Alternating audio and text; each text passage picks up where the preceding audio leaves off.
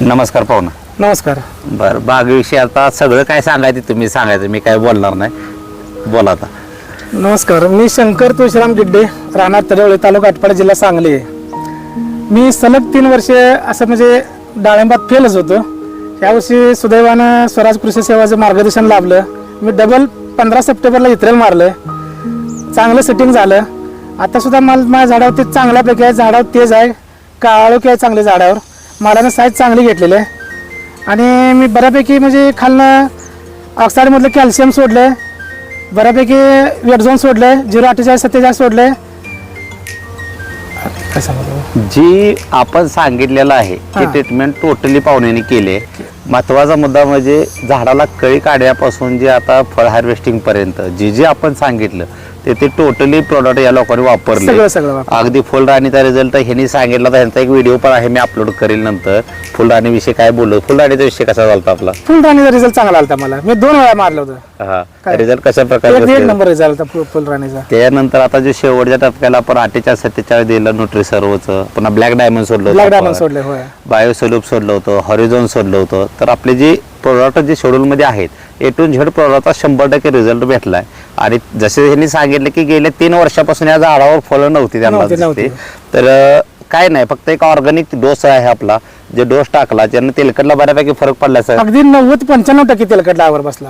गेल्या वर्षी 100% माझा प्लॉट तेलकटने गेला होता. एक डाळिंब मिळालं नव्हतं, म्हणजे तेलकटनं वाचले असं. बरं, डोसचा रिझल्ट कसा वाटतो? डोसचा रिझल्ट एकदम म्हणजे अगदी 110% म्हणल्यासारखा रिझल्ट आहे. झाडाची कॅनोपी म्हणा किंवा झाडावर एवढी काळोखी नाही. आम्ही आतापर्यंत एवढे दिवस डाळिंब करतोय, माझ्या झाडावर एवढी तेज कधी नव्हतं, एवढी काळोखी नव्हती कधी.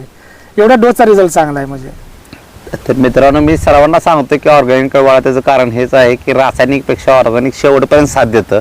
बाग आता हार्वेस्टिंगला आले आहे तरी सुद्धा झाडाची जी ग्रीनरी आहे बघू शकता की कशा प्रकारची आहे. म्हणून आम्ही म्हणतो की ऑर्गॅनिकचा डोस आहे, त्या डोसमध्ये ताकद आहे.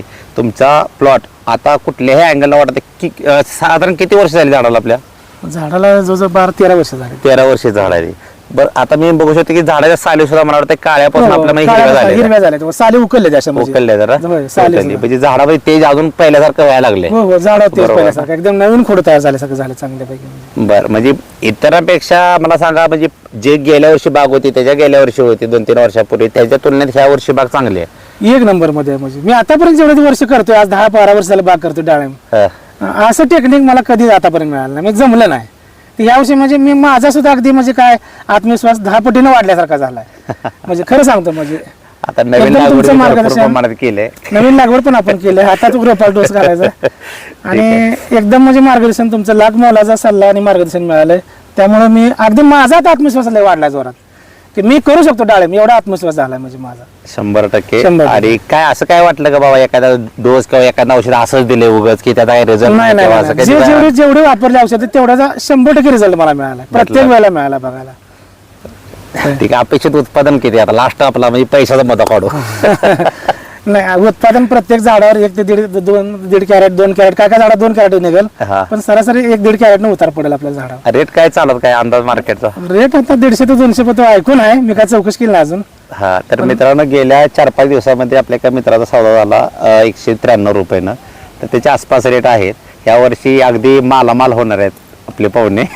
चला, ह्या वर्षी होईल काय चालतंय, ठीक आहे, ओके.